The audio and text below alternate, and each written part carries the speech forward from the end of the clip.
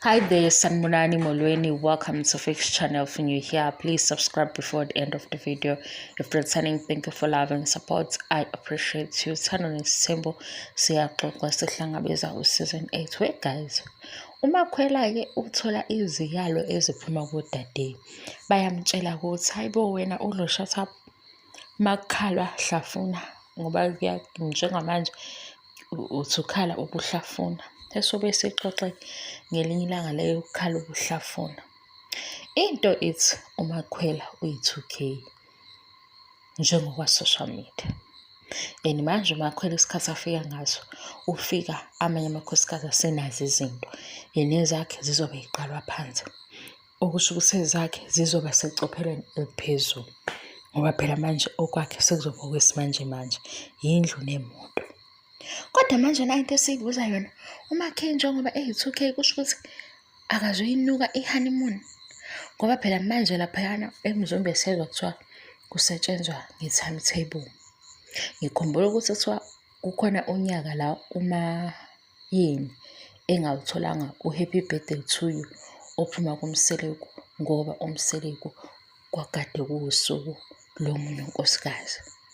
Izothiwani indaba yaMakhwela yokuthi kudingeka 2 weeks omu ngoba fanele phela ayongcebeleka lekho Paris ey'ndaweni ey'shisayo kujabuliswe phela imizwa yakhe njengoba eyi-2K njengoba unkosikazi ushadayo. Kungabe uMakhwela naye uzongena kule nto yoku-understand kakhulu ngoba isithembu silele ekutheni kumele izinto eziningi uthi I-understand noma unga-understand. Uthi ushadile kodwa nje ulobe u-understand unyaka nonyaka uya-understand. Noma abadala njengoba sebekhona yibo abazo-understand ukuthi ingane kufanele ihambe iyongcebeleka u-2 weeks noma ngaphezulu. Ngoba phela mayishada i-honeymoon iyadingeka kuyi-2K-ke. Ithini into yalapho? Nokuthi le ngane iselelwe i-task enkulu kabi. Sidluleke. We guys, finally nangu unkosikazi lona engangibuza ekuqaleni ngithi mina uma ngabe enze into yaba wrong ku-TV show. Mase ugijima uye kwi-page laba boMseleku ukhulume naye ku-Instagram uthi unkosikazi wakhe 1 2 3 usakamshiyela unkosikazi because 1 2 3 ngithi hayibo. Kodwa nje uhusband wakhe umazi ngaphezu kwendlela esimazi ngayo. Thina lapha ku-TV show sibamba ukuthi ngiyayeka-ke ngiyahamba. Kodwa kungenzeka ukuthi nangalolo suku basuke behleli ndawonye. Ngase ngibuza ukuthi mina usuke usuthi uzozwakala yini? Kodwa hayi ngoba ngisenza ngcono because i-TV show vele izokudida. Engasho lapha ku-TV show ethi siyahlukana kodwa ngalolo suku behleli ndawonye behleka lento abayikhuluma lapha ku-TV show ngoba leyana inobubhizinisi kakhulu ngaphezu kokuba yiqiniso.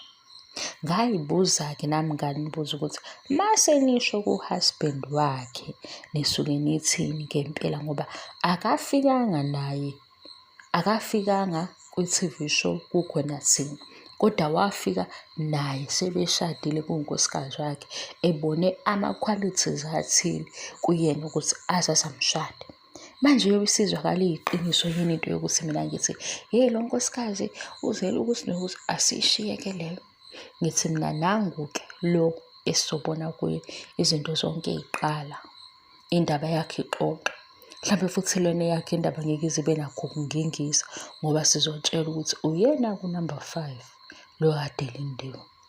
Kodwa-ke ngithunwe uMakhelwane bathi sibuziwe indaba ye-honeymoon uzo-understand nokuthi uMakhwela ngaze ayithole noma abadala bazo-understand ukuthi uMakhwela yingane fanele ethole okuthe xaxa ngoba wathi uMseleku njengoba nje ezothola usangathola omncane une-energy eyanele for lokho.